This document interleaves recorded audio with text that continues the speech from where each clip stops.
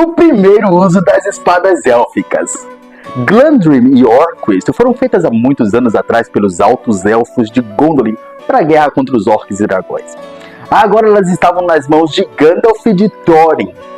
E na travessia ali pelas montanhas nevoentas, a companhia é capturada por orcs por volta do dia 16 de julho, uma segunda-feira à noite. E Glandrim, o martelo do inimigo, foi sacada primeiro, batedora. No piscar de olhos, o grão orc foi partido em dois por Gandalf. E na fuga, Orquist, a Pen de Orcs, foi sacada por Thorin na emboscada dos orcs numa curva fechada. Mordedora. Juntas, arrasaram com os orcs como quem corta a manteiga com uma faca aqui. Os gigantes de pedra. As tempestades de Rita e Glade, ou seja, as montanhas nevoentas, são tão estrondantes que parecem despertar até gigantes de pedra. Entre luzes e relâmpagos e raios, era possível ver gigantes de pedra do outro lado do vale lançando pedras uns sobre os outros, como num jogo, apanhando e jogando na escuridão lá embaixo, onde elas se espedaçavam entre as árvores e se estilhaçavam em mil fragmentos. Esses gigantes são temas de discussão acaloradas. Eles são seres de pedra vivos ou toda essa descrição foi uma metáfora para as montanhas? E esses verbos usados seriam uma licença poética para caracterizar o relevo e a topografia. Esse é um dos temas mais misteriosos da Terra-média. Uma análise técnica da ilustração da trilha da montanha.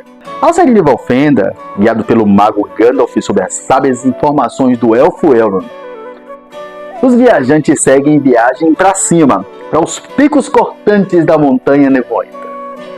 A ilustração da trilha da montanha é apresentada no capítulo 4, na página 83, e traz um domínio em achuras feita com nanquim e pena, descrevendo o relevo alpínico. A técnica de sombreamento é impressionante e ele traz profundidade em primeiro, segundo, terceiro e quarto planos. O sopé das montanhas nevoentas. A base das montanhas sombrias era um relevo hostil e acidentado, e as estradas solitárias com passagens como labirintos intrincados, às vezes não levavam em lugar nenhum, ou podia dar destinos malignos. A maioria estava infestada de coisas terríveis. As trilhas eram todas difíceis e perigosas, e a que levava de fato para o lado leste da montanha era sem dúvida o mais tortuoso, o mais solitário, o mais comprido, de pedras soltas que despencavam do degelo da glaciação dos altos picos. Se já em Urudaur não havia monarca, aqui então era pior. E os ecos eram esquisitos aqui, o silêncio não gostava de ser interrompido. O rei orc da cidade dos orcs. Aquele lugar onde nenhum rei governava, lá estava o grão orc.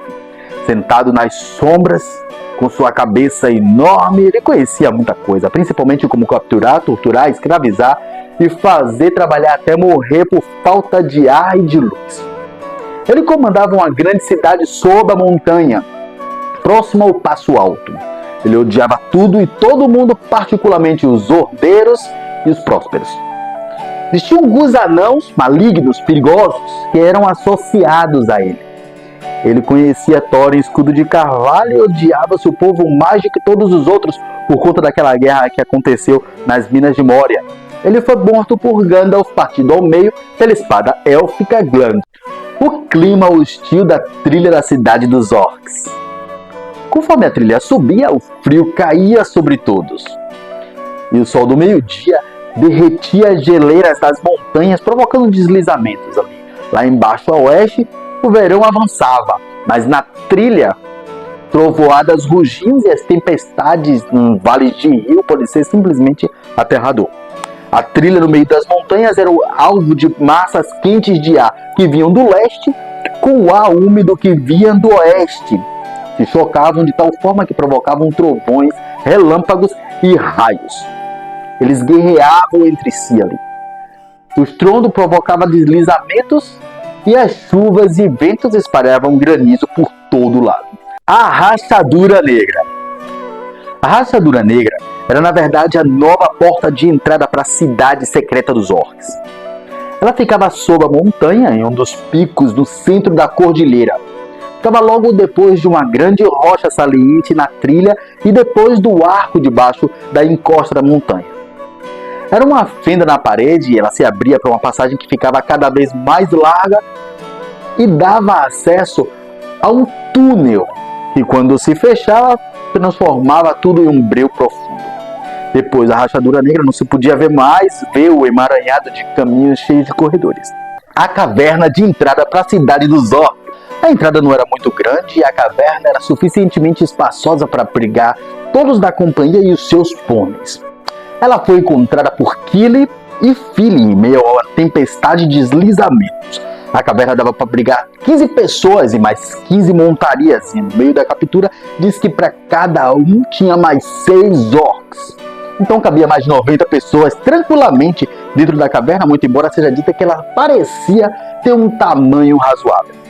A caverna abafava o som da chuva e dos trovões lá de fora e ela foi esquadrinhada pela luz do cajado de Gandalf logo quando o grupo entrou. A parede do fundo da caverna era um portão de entrada para a cidade dos Gobelins, e esse portão era chamado de Rachadura Negra. E os gigantes de pedra eram seres ou eram montanhas? Os verbos usados pelo mestre Tolkien para descrever os gigantes de pedra trazem um dilema para a narrativa. Ele descreve a guerra de trovões com muitas metáforas para as duas tempestades se chocando.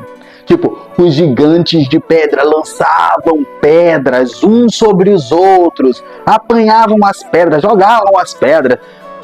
E era possível ouvir até a gargalhada dos gigantes gritando por toda a encosta das montanhas. Inclusive Thorin. Thorin diz que um dos gigantes os pegaria e os chutaria para o céu. Porém não se fala da vida, da composição, das fraquezas dos gigantes, não se fala mais nada sobre eles.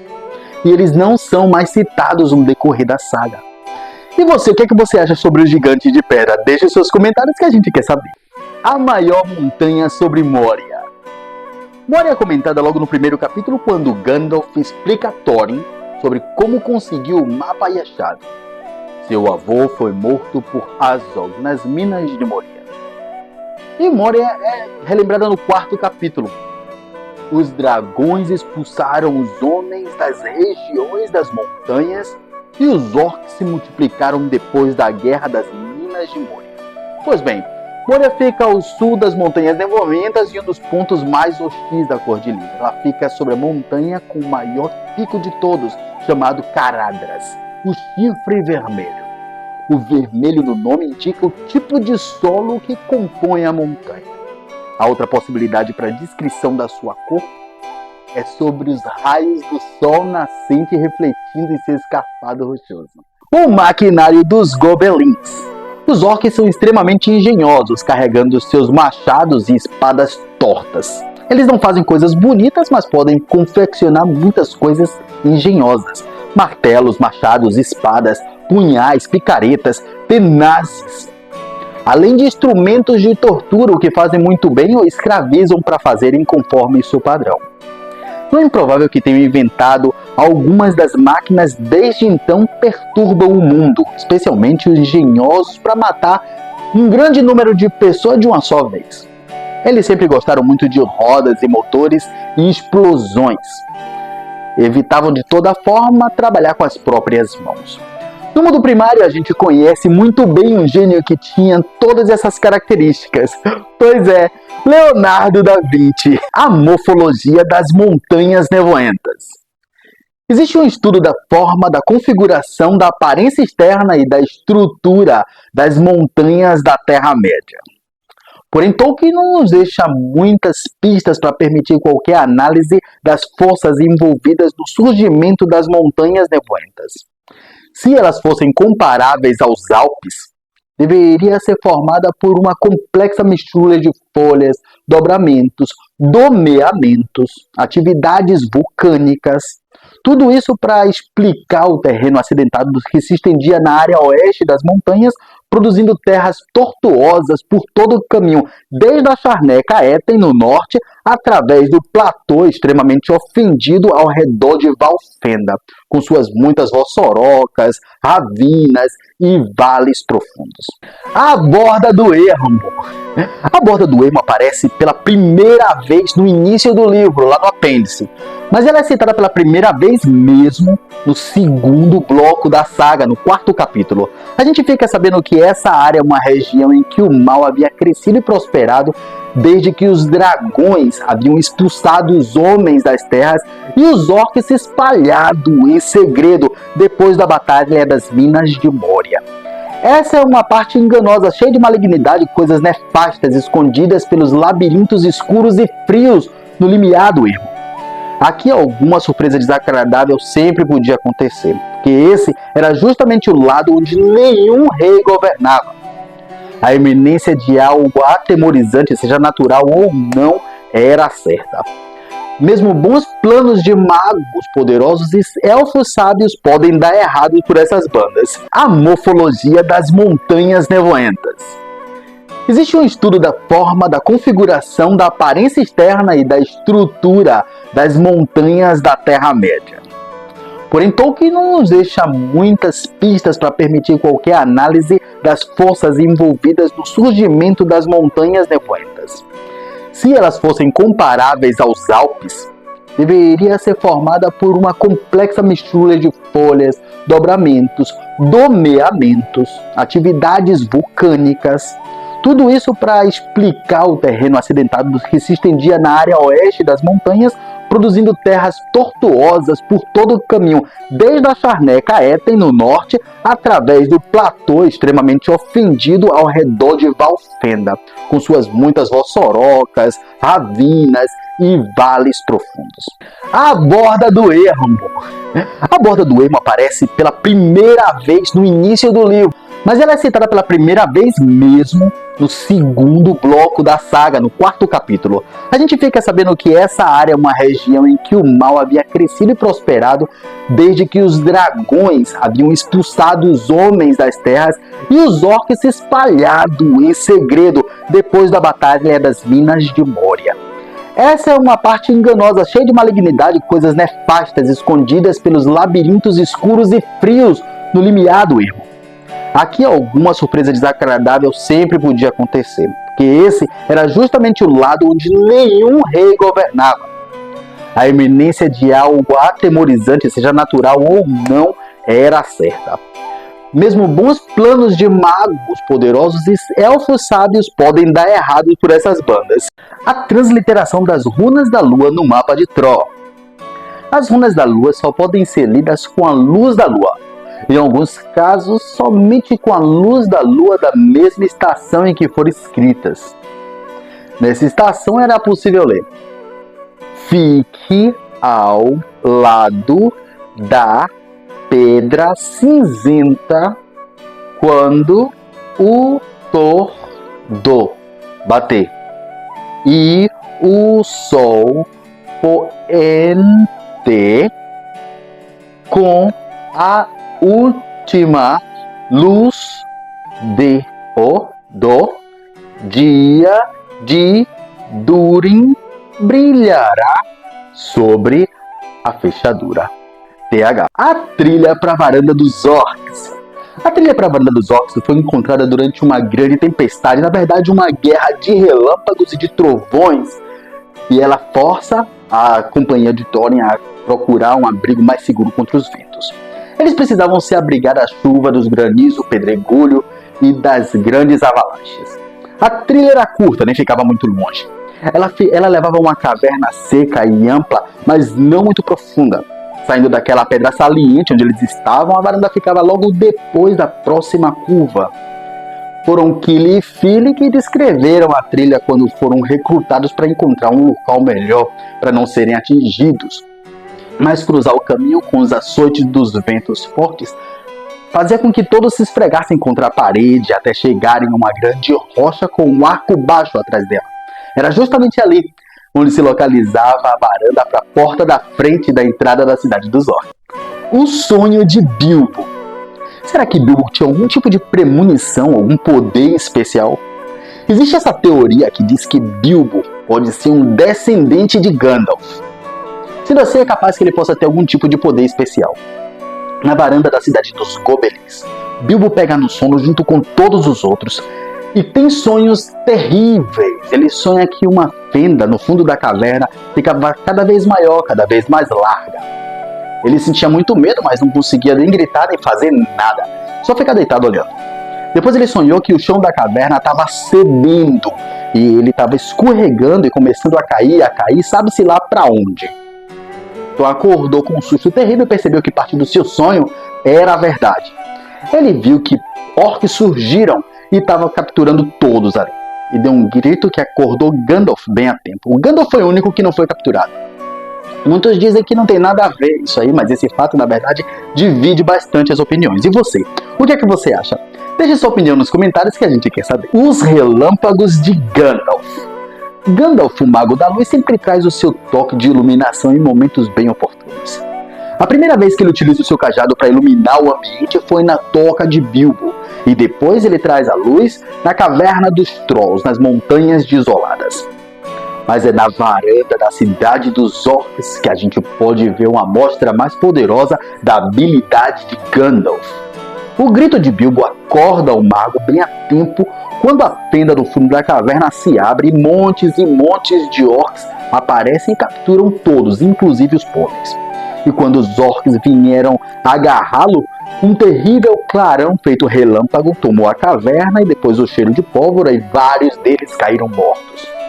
Quando um orc explica ao grão-orc o que havia acontecido na entrada da caverna, ele disse que o mago lançou inúmeros raios contra os orcs, matando muitos deles. O ódio do grão-orc pelo povo de Thorin. Quando a companhia foi capturada na entrada da cidade dos Goblins, Thorin foi levado ao grão-orc, que estava sentado numa grande pedra plana no meio da escuridão. Geralmente os orcs não se preocupam com o que capturam desde que seja tudo feito com habilidade e em segredo. E muito embora a história sobre o ódio dos orcs não entre nessa história, Thorin Escudo de Carvalho era bem conhecido entre os orcs. Seu avô Thror, o autor do Mapa da Montanha, tinha migrado para Moria depois da desolação do dragão e durante a Guerra dos Orcs ele foi torturado e morto por Azog, o Profanador.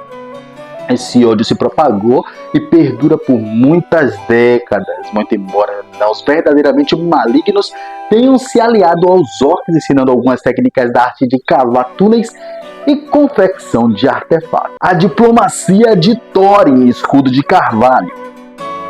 Thorin era naturalmente diplomático, esse era o estilo dele. Se lhe permitisse, ele falaria numa toada de palavras bonitas e rebuscadas até ficar sem fôlego, sem dizer a ninguém nada do que já fosse sabido. E ele falava sempre com polidez, com elogios, sem significado nenhum. Quando eles foram capturados pelos orcs das Montanhas Nevoentas, o grão-orc pede uma explicação do que eles estavam fazendo ali. Thorin educadamente diz que eles estavam indo visitar seus parentes e diz ali toda a árvore genealógica. Faz uma breve explicação de onde eles moravam, enche as Montanhas Nevoentas de elogios, dizendo que eram montanhas verdadeiramente hospitaleiras. Lógico, ele estava morrendo de medo da situação. Mas com isso ele estava na realidade escondendo a verdade, que obviamente não ia servir de jeito nenhum. Mordedora! Era assim que os orcs chamavam a espada élfica. Eles a confiscaram quando capturaram todas da companhia e um dos soldados mostrou a espada que Thorin estava usando. O grão-orc soltou um grito hediondo e todos os seus súditos reconheceram-na imediatamente. Ela matara centenas de orcs em sua época quando os elfos de Gondolin os caçavam nas colinas ou travavam batalhas diante dos seus muros. Os elfos a chamavam de Orcus, a Fendior. Mas os orcs a chamavam simplesmente de Mordedora. Eles a odiavam e odiavam ainda mais quem a carregava. Ela foi resgatada da mão dos orcs pelo mago Gandalf, quando ele surgiu e apagou todas as luzes e matou o grão-orc com sua espada Glandrim. Mordedora foi usada novamente durante a fuga. Todos escaparam correndo pelos túneis escuros E quando viraram uma curva fechada, o mago e Thorin deram meia volta e a mordedora entrou em ação, acabando com muitos dos orcs que foram pegos de surpresa ao tentarem fazer a curva. Labirintos das Montanhas Nevoentas. As Montanhas Nevoentas trazem um emaranhado de caminhos intrincados tanto no sopé e nos topos, quanto no seu interior com cavernas conectadas. Os caminhos são solitários nesses labirintos, cheios de trilha que leva a engano, a decepção ou a lugar nenhum. A base das montanhas estava infestada de perigos terríveis, de coisas malignas, mas isso não era nada diferente nos labirintos que conduziam a cavernas mais acima, de onde já se podia ter uma vista panorâmica da região oeste. Esses caminhos para as cavernas eram escorregadios e estavam sempre propensos a deslizamentos por conta do sol do meio-dia que derretia as geleiras no topo dos picos. No interior dessas cavernas, túneis e mais túneis escavados por orcs ou por seus escravos se conectavam, formando uma grande teia, como um formigueiro escuro e asqueroso sobre a montanha. O Rei Orc vs Gandalf. Bem diferente dos filmes que mostram toda aquela presepada do grão orc desequilibrando, caindo, depois surgindo naquele drama durante a fuga da companhia, e ainda mantendo essa conversa longa e desnecessária com Gandalf, o livro não é bem assim, no livro é bem diferente. Depois que os orcs capturam os pôneis, os anãos e o hobbit todos são levados ao grão-orc e Thorin é interrogado ali na rocha plana onde o rei dos gobelins se sentava em meio à escuridão. No meio da conversa todas as luzes se apagam e a fogueira que estava no meio da clareira solta milhares de faíscas azuis. Essas faíscas caem lentamente sobre os orcs, cada pequena faísca termina consumindo os orcs um por um. Os orcs gritam como milhares de cães e de gatos, e nesse momento o grão-orc fica tentando entender o que está acontecendo. É aí que Bilbo consegue ver de relance uma espada cortando o grão-orc bem no meio, de súbito, e pronto. O orc não tem nem tempo de pensar, foi tudo muito rápido. Tudo aconteceu como se o grão-orc fosse o mais débil de todos os obstáculos. Gandalf 1, Grão-Orc 0. Limitações de Gandalf. Gandalf não podia fazer tudo. Tem uma lista de coisas que Gandalf não podia fazer. No capítulo 4, na página 92, isso é reafirmado. Embora não pudesse fazer tudo, pensava em quase tudo e podia fazer muita coisa por amigos que tivessem aperto. Gandalf pode não ter conseguido abrir a porta da caverna dos Trolls, nem descobrir a runa da lua no mapa de Thror, e tampouco saber a origem exata das espadas Gondolindri. Mas Gandalf dá show na cidade dos Gobelins. Ele mostra sua habilidade com a espada, com seu cajado, mata o Grão-Orc, lidera a fuga, salva tanto os amigos quanto a espada Orquist, arrancando-a das mãos de um dos guardas que estava ali aterrorizado. Então no quarto capítulo de O Hobbit, Tolkien mostra mais uma vez que Gandalf tem sim algumas limitações. Segue a gente para mais informações e curiosidades do universo Tolkien. A ilustração nas Montanhas Nevoentas olhando para o oeste. Um dos pontos cruciais do início do segundo bloco da saga é a subida pelas Montanhas Nevoentas e a dramática parada do alto da montanha com aquela olhada de Bilbo para o oeste. Essa cena rendeu uma linda ilustração, só que essa ilustração só foi incluída mesmo lá na frente, no final do primeiro bloco, no capítulo 6, chamada Nas Montanhas Nevoentas Olhando para o Oeste. E aqui a gente pode ver um desenho de traços mais desafogados, de linhas bem finas, uniformes, bem diferente do estilo gráfico que foi usado na ilustração do início do segundo bloco, no capítulo 4. A Trilha das Montanhas Nevoentas. Foi bem aqui onde brotaram os pensamentos nostálgicos de Bilbo, numa olhada que é a sua despedida da sua terra natal, do seu lar do verão, dos piqueniques, das colheitas, do catar de amoras e da terra tranquila e segura lá embaixo. Essa ilustração traz um ar mais leve, com áreas vazias e de linhas finas, contínuas e espaçadas. A ilustração foi desenhada em paisagem com nanquim preto. O sucesso de O Hobbit não era algo que estava programado, ele nasceu meio que de ousado ali, se intrometendo nas histórias dos tempos antigos, que já tinham corpo, que já tinham forma. E a verdade é que 3 semanas depois da publicação, Stanley Unwin, da editora, escreveu para Tolkien dizendo que um grande público estava clamando para ouvir mais informações sobre hobbits no ano que vem. Lógico que Tolkien ficou perturbado com a notícia e pior, ele não conseguia pensar em mais nada para escrever sobre hobbits. Uns queriam mais informações sobre a família Tuca, outros mais detalhes sobre Gandalf e sobre o necromante também, mas o necromante não ia rolar para criança porque era um tema muito sombrio. É aí que em 19 de dezembro de 1937, Tolkien escreve uma carta para Charles Firth, dizendo que tinha escrito o primeiro capítulo de uma nova história sobre hobbits, uma festa muito esperada. Era o primeiro capítulo de O Senhor dos Anéis. Adeus, Eriador! O início do segundo bloco da saga é um adeus para toda a região oeste da Terra-média. Daqui dá para ver toda Eriador sendo deixada para trás. Lá embaixo, longe, muito longe no oeste, onde as coisas pareciam azuladas e tênues. Por ali em algum lugar ficara a toca, a colina, o condado, cheias de coisas seguras e confortáveis. Bem distante dali, onde o vento passava amargo e frio, sibilando pelas rochas, dava para ver o verão continuando lá embaixo. Esse é um ponto crucial. O último lugar seguro ficou a milhas e milhas dos vales lá embaixo. Valfenda agora não pode ajudar em mais nada.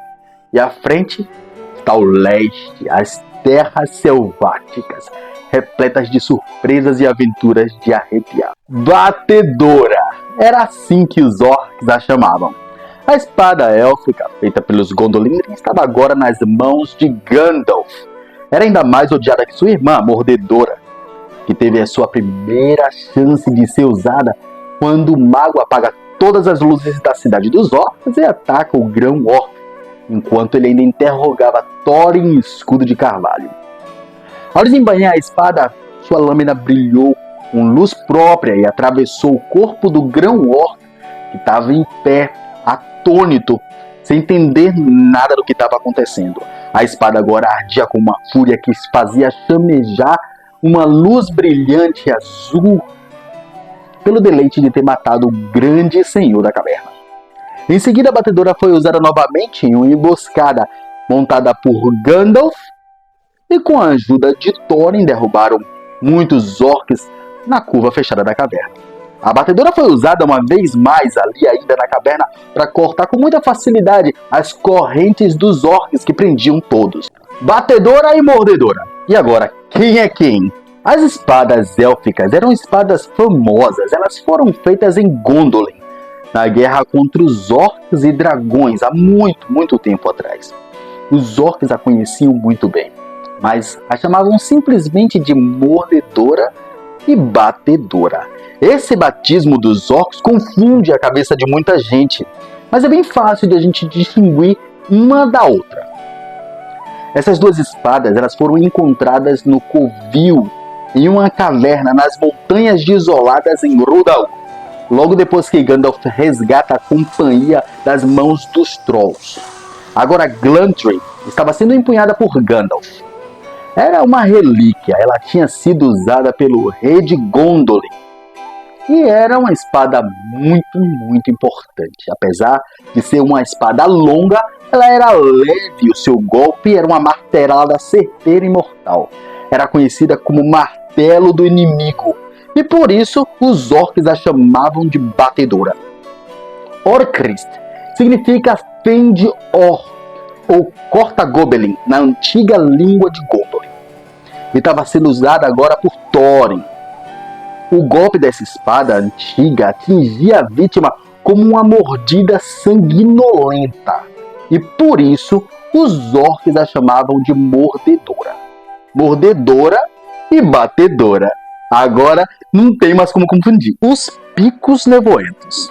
Quando a companhia começa a subir a trilha tortuosa das Montanhas Nevoentas, a gente recebe uma descrição detalhada dos picos das Montanhas Nevoentas.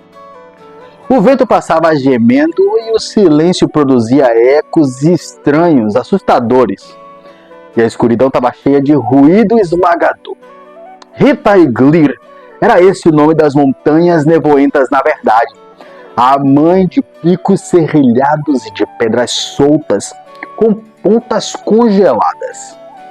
Os picos das encostas íngremes e pedras lisas projetavam despenhadeiros infindáveis, que serviam como uma cama para a neblina densa.